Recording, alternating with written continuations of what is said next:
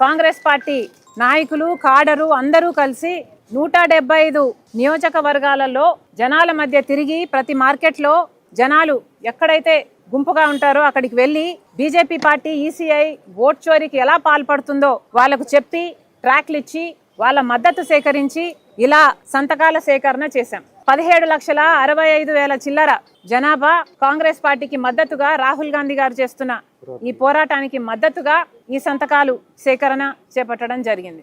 ఇవన్నీ కలిపి ఈ ట్రక్ నిండా అయ్యాయి. ఇవన్నీ కూడా మేము ఢిల్లీకి పంపుతున్నాము. ఈ నవంబర్ చివరిన రామ్లీలా మైదాన్లో ఒక సభలో అన్ని రాష్ట్రాలకు చెందిన సంతకాల సేకరణ అక్కడ సేకరించడం జరుగుతుంది. దాని తర్వాత అవన్నీ కూడా ప్రెసిడెంట్ ఆఫ్ ఇండియాకి ఇవ్వడం జరుగుతుంది.